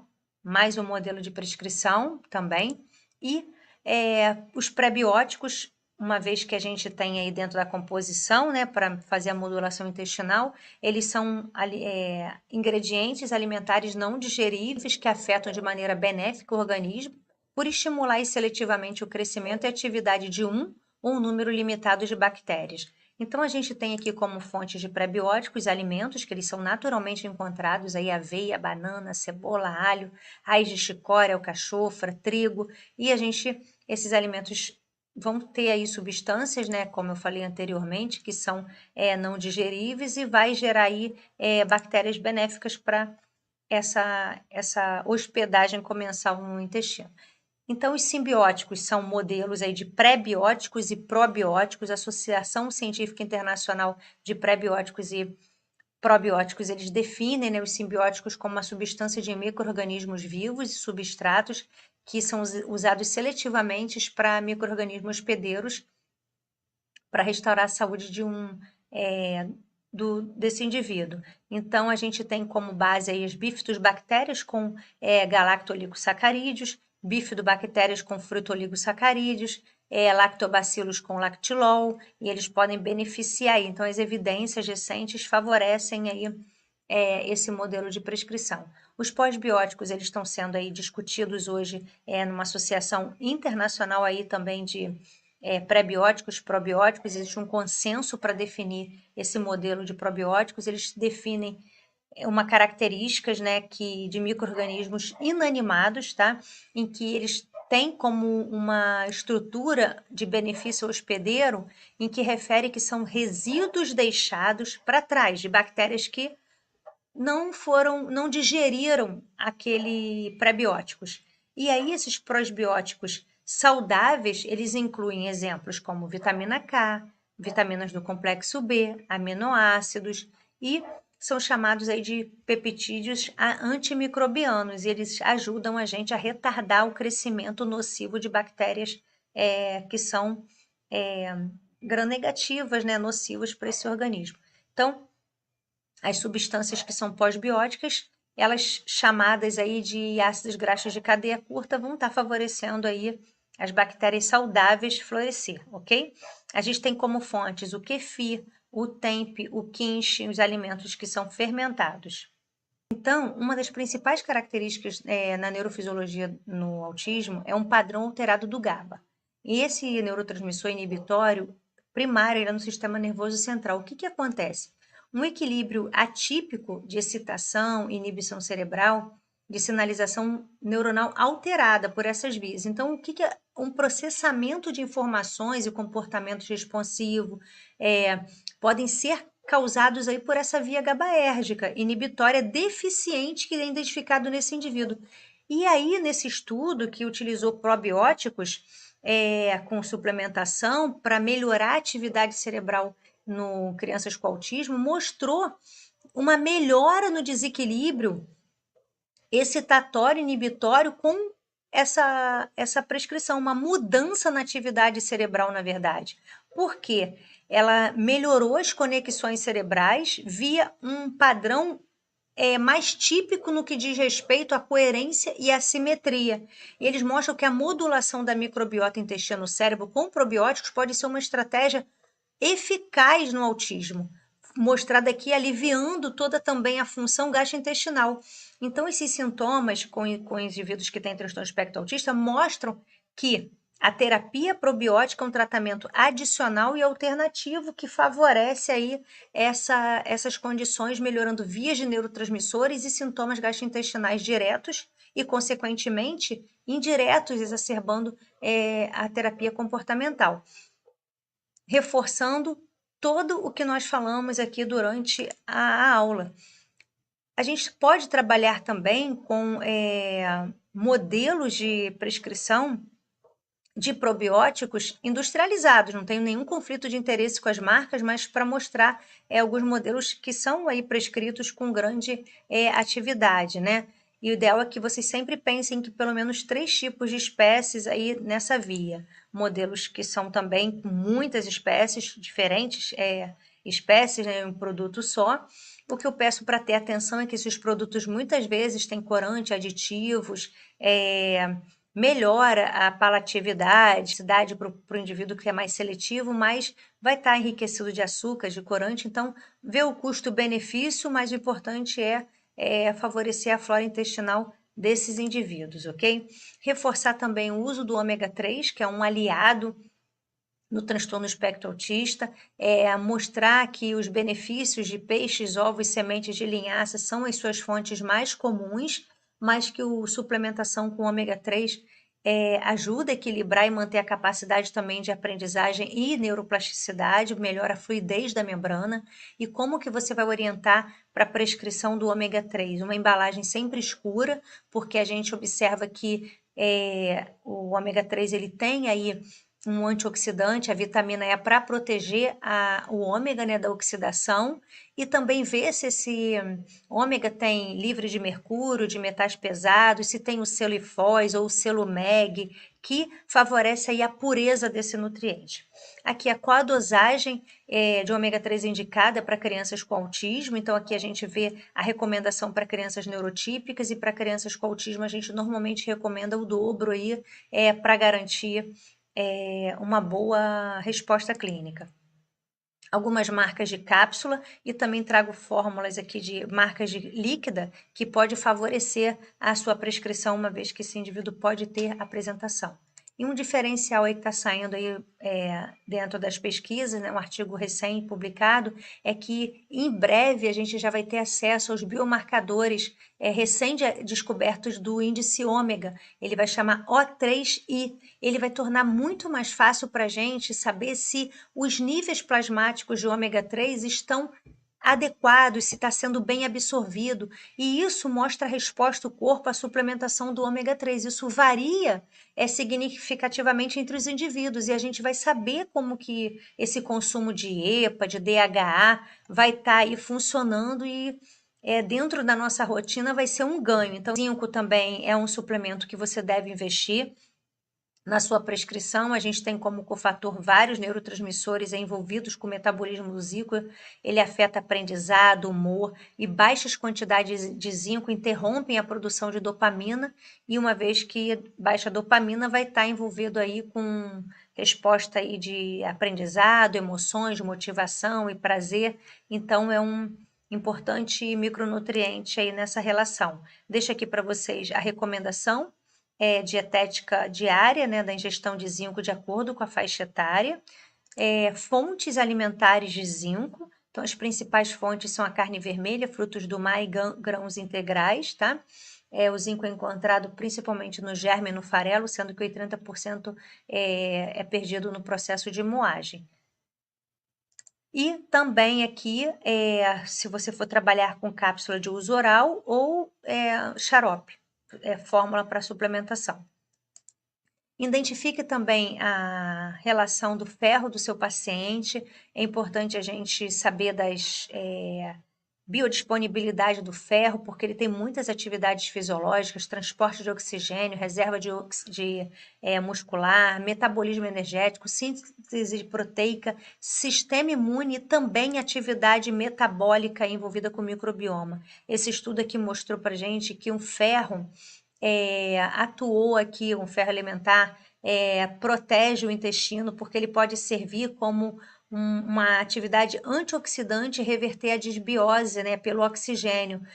Então, uma vez que eu tenho uma desbiose intestinal induzida por espécies oxidativas de oxigênio, elas estão relacionadas com desenvolvimento da inflamação nessa microbiota. E aí, eu suplementando com ferro, eu resultei aí em respostas melhores em condições associadas à síndrome metabólica, né, que está envolvida com dislipidemia, obesidade, fatores que levam a uma inflamação. A suplementação de ferro também mostrou aumento da produção dos ácidos graxos de cadeia curta, isso reprimindo as espécies oxidativas de oxigênio e diminuiu bactérias gram-negativas, né? E essa complementação, consequentemente, favoreceu aí uma restauração da microbiota a partir da suplementação de ferro. Então, as bactérias intestinais que respondem aos tratamentos com oxigênio e ferro foram identificadas por essas espécies. E a gente vê que as bactérias que são patogênicas, elas possuem sistema enzimático, né, que são intensificados pela aquisição do ferro. Então, portanto, o ferro que chega para ela via alimentar tende a superar o ferro livre. Então, a gente suplementando, a gente consegue ofertar mais bactérias comensais e diminuir as bactérias que são patogênicas, porque a gente vai estar garantindo um suporte melhor de espécies de fontes de ferro e diminuindo o estresse oxidativo nessa área. Fontes alimentares de ferro, qual a recomendação diária de ferro e as carências, né, que esse paciente de ferro, que apresentam, né, uma vez que ele tem deficiência de ferro. Atenção também para a toxicidade do ferro em relação à megadose, também tem manifestação clínica. Então, eu reforço aqui para vocês, mais uma vez, a importância da vitamina D, esse pró-hormônio. Nós falamos aí anteriormente de toda a suplementação de vitamina D, mostrando toda a atenuação dela, a gravidade de sintomas, qual o papel dela, mostrando que ela ajuda a regredir a função celular, melhora danos mitocondriais e aumenta a espécie aqui de peroxidase e glutationa.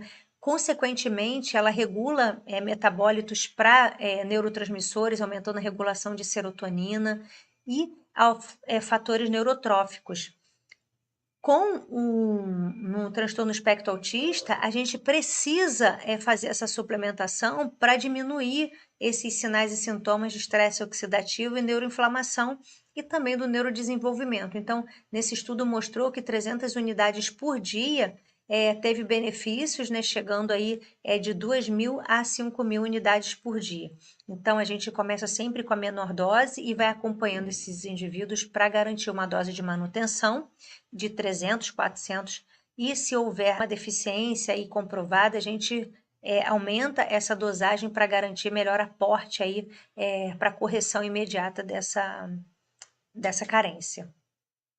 Eu quero deixar uma mensagem para vocês e agradecer mais uma vez a oportunidade de estar aqui dividindo esse conhecimento para que vocês, de fato, possam aplicar na sua prática clínica.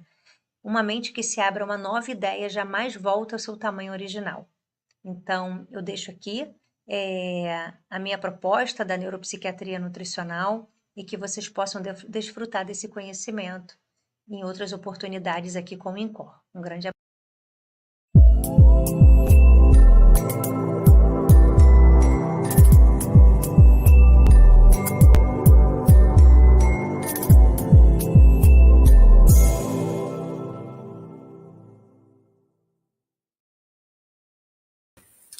Gente, depois dessa belíssima aula da doutora Thais, a gente fica assim até estupefato, né?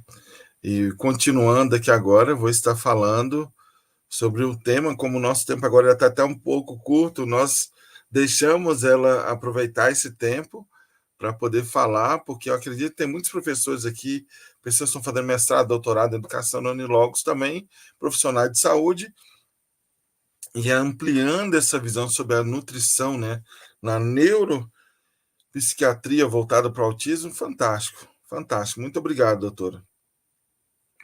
Continuando aqui, então, eu vou estar falando aqui agora sobre as atribuições clínicas do tromboembolismo venoso. Então, o que é isso? Eu já falei algumas vezes sobre temas parecidos aqui, e em outros congressos, na verdade.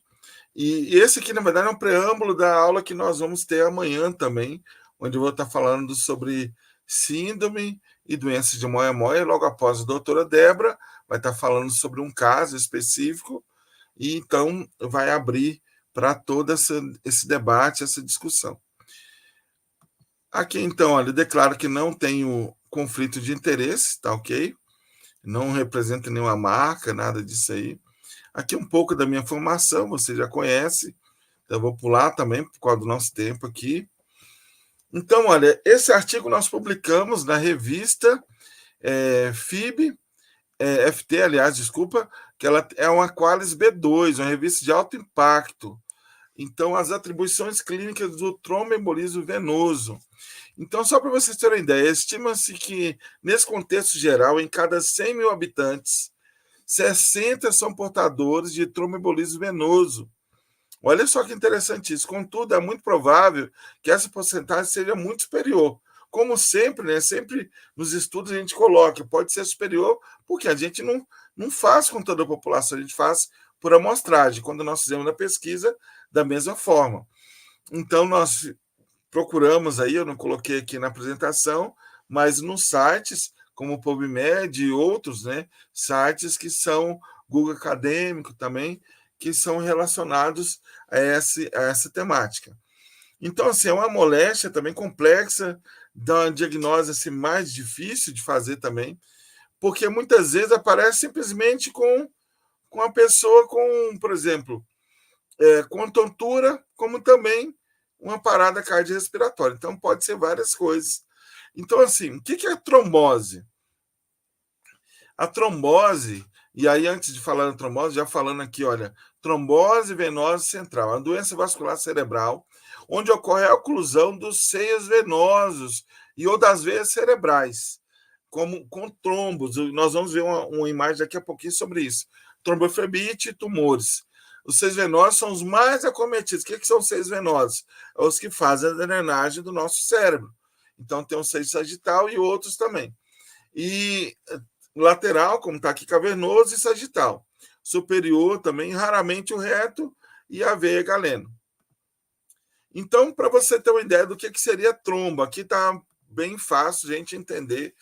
Então, o que é? Esse é normal, o primeiro que nós vemos aqui. E quando a gente fala de trombose, as pessoas sempre lembram das pernas, por isso que eu até coloquei essa imagem também. Então, aqui é o fluxo sanguíneo normal. Aqui, se você observar, tanto a artéria quanto a veia, ela tem uma comporta assim, ó, que ela abre e fecha, para fluir o sangue.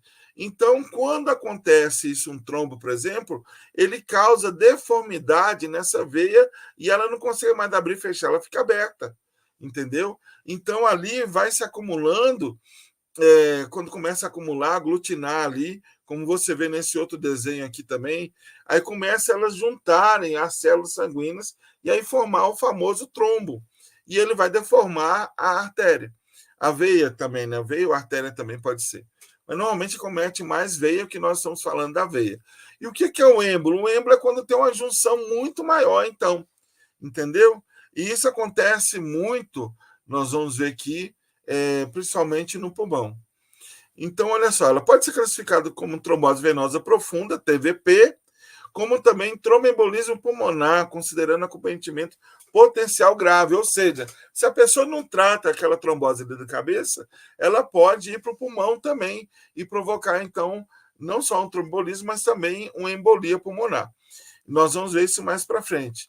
E recebendo a terceira colocação como determinante de patologia cardiovascular mundial, prevalecendo o sexo masculino na faixa etária acima de 70 anos. Eu que tenho entendido na área de neurologia, na Clínica Amor e Saúde, direto eu tenho visto isso. No artigo que nós colocamos, tratamento, o TEP é maciço, submaciço de menor gravidade. Esse submaciço abrange o choque obstrutivo, então, caracterizado por picos pressóricos abaixo de 90. É interessante, né? Tem pessoas que têm pressão baixa e falam, estou com dor de cabeça, eu tenho pressão, né? A minha pressão é desregulada. Então, a precisão de inotrópicos para preservar com níveis acima destes indícios de hipoperfusão. A hipotensão perpetuada também, ou a pressão arterial aí inferior a 90, e o decaimento da pressão também aí, olha, sistólica, acima de 40 do basal, por um período acima de 15 minutos, sem evidências aparentes tais como sepse ou desidratação. Então, esse seria o maciço, que aí é uma diminuição, né, da corrente sanguínea e do fluxo sanguíneo também. Então, a forma submaciça cursa com pressão arterial normal e acompanhada das demais aparições de desgaste cardiopulmonar. E o de menor gravidade, ela engloba todas as demais categorias. Então, muitas vezes é difícil você fazer um diagnóstico, mas através desses dados você, então, consegue fazer uma estratificação. Desculpa. Como é realizado esse diagnóstico? O diagnóstico é feito tanto pela clínica, tanto quanto pela imagem também. Quando nós fazemos, por exemplo, aqui está uma tomografia, uma angiotomografia, você percebe aqui do lado, que você vê na sua tela, você vê aqui que está em vermelho, está toda ela fluindo. E quando você vê ele em cinza, ele está um lado, esse lado que deveria estar fluindo, está todo sem irrigação cerebral. A minha esposa teve trombose cerebral e foi desse jeito. Um lado funcionou e o outro não. E no caso aqui, o dela, da imagem, foi o lado contrário. Aqui, então, tem aqui, olha, mostrando para vocês. De um lado, onde está a seta amarela, o fluxo normal. Do lado onde tem a seta vermelha, o fluxo interrompido. Então, essa trombose venosa cerebral, ou TVC, ou trombose venosa profunda, é uma doença cerebrovascular pouco conhecida com múltiplas manifestações. Quando a gente fala pouco conhecida, no sentido de que provoca isso. E muitas vezes subdiagnosticada. Como eu falei com você, a minha esposa ficou durante 2 meses com tontura até conseguirmos fazer o diagnóstico dela, e por isso ela ficou internada durante 1 mês. Então, embora relativamente rara, é uma das principais causas de AVC, olha, em jovens e mulheres, e está associada a um bom prognóstico quando tratada precocemente. Graças a Deus, a minha esposa não tem sequelas. E quando nós olhamos assim, a trombose, ela pode também cursar com AVC. Por quê? Como ela oclui, ela obstrui ali a passagem do sangue, então acontece as veias menores, no caso do sistema venoso, ou as artérias menores, elas vão dilatar para conseguir passar o sangue e suprir a necessidade, a carência que o cérebro tem. Nessa dilatação, muitas vezes acontece o rompimento de uma dessas veias, ou de artérias também, normalmente de artéria, no caso do AVC, entendeu? E aí pode causar várias coisas, dependendo da área que está acontecendo, como a gente vê aqui, o próprio Ministério da Saúde fala, déficit de mobilidade, com paralisação, dormência, fraqueza de um lado do corpo, é impressionante. Tem pessoas que só têm fraqueza. Eu lembro que eu atendi uma senhora que ela estava falando e ela falava assim, ela não falava direito. Mas para ela estava falando direito, mas da filha percebeu que não estava e eu também. Então, dificuldade na fala, alterações visuais, a pessoa pode ter visão dupla. Um paciente estava assim, comecei a tratar ele já com aspirina, pedi os exames, a aspirina praticamente resolveu para ele, no sentido de que provavelmente ele estava formando algum trombo, talvez até um acidente isquêmico transitório, que pode durar até 24 horas e sem deixar alguma sequela. Então, alguns tipos de dor de cabeça podem iniciar o AVC também, como a cefaleia súbita incomum. Então, continuando aqui, o tratamento. Caso o enfermo ele não tenha êxito com os efeitos das drogas vasoativas, que muitas vezes são usadas para poder dilatar, opta-se também pelo ECMO. Já ouviu falar? Principalmente Dr. House, né? Quem gosta aí, Dr. House, quem gosta também de Grey's Anatomy, vê muito eles usando o ECMO, que é um aparelho extracorpóreo, onde ali vai ser bombeado o sangue também. Mas não deve ultrapassar o período de 5 a 10 dias, devido ao risco de hemorragia e também infecções. A base respiratória também é crucial, porque precisa ter oxigenação no cérebro. E os achados de hipoxêmia e hipocapnia também são comuns. A hipóxia costuma ser passível de restauração com a implementação do oxigênio, sendo recomendado caso a saturação esteja abaixo de 90%.